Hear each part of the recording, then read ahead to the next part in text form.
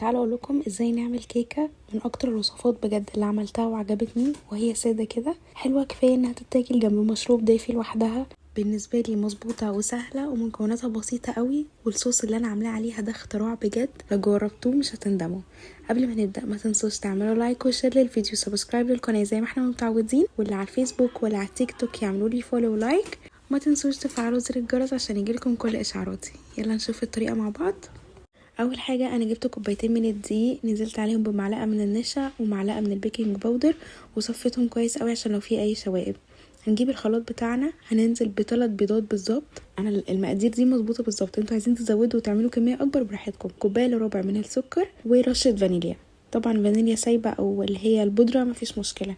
وضفت كمان معلقه خل بس هي ما جاتش في الفيديو. معايا كوبايه من اللبن كنت مسخناها ومدفياها، يعني احط صباعي صغير فيها تكون اقدر استحمله. اضربهم كويس في الخلاط قوي. وكوبايه الا ربع من الزبده وعليها معلقتين من الزيت. عايزين زبده لوحدها اوكي، عايزين زيت لوحده اوكي، اللي انتوا عايزينه، بس الاتنين مع بعض بتكون حلوه اكتر. نضربهم في الخلاط بقى حوالي مثلا 5 دقايق لحد ما يبقى معايا القوام ده بالظبط. الدقيق اللي احنا عملناه مع بعض هننزل عليه في القوام ده بس واحده واحده ونقلب، مش هنزل بيه مره واحده عشان ما يكتلش معايا، وفي نفس الوقت اعرف اقلب الكميه كلها مع بعض.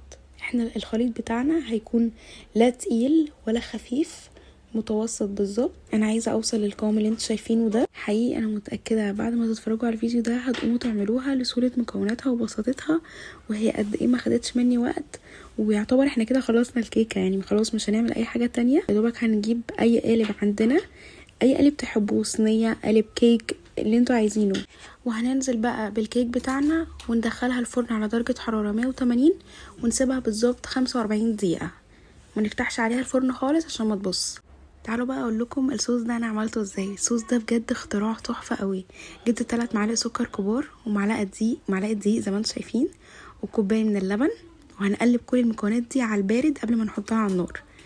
بعد ما نقلب ونتاكد انها دابت والدقيق داب، هنحطه على النار ونسيبها على النار شويه. بصوا انا ايدي فيها مش سايباها، ابتدى يتقل اهو شويه معايا. انا عايزه اقول لكم كده خلص. يعني انتوا عايزين بقى تحطوا فانيليا هيبقى بالفانيليا. ونزلت كمان بمكعبين من الزبده.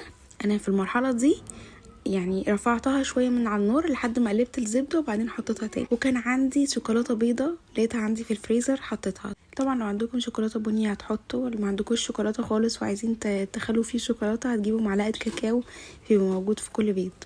والصوص ده خلص اول ما الشوكولاته تدوب. خلاص انا كده خلصت. بصوا الكيكه طلعت ازاي، هتاكلوا اطرى والذ واهش كيكه ممكن تعملوها في حياتكم بجد. هننزل بقى بالصوص عليها زي ما انتم شايفين كده. بصوا الصوص ده بجد طعمه تحفه، لازم تجربوه وتعملوه، مش هتندموا بجد لو جربتوه.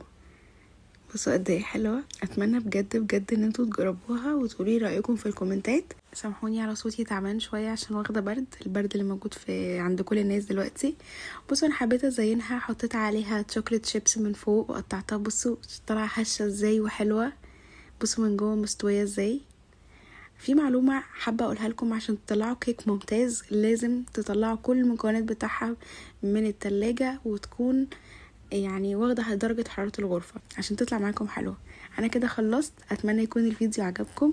ما تنسوش تعملوا لايك وشير للفيديو وسبسكرايب للقناه، وتقولوا لي حابين نعمل ايه تاني ونعمله مع بعض. اشوفكم الفيديو اللي جاي. باي باي.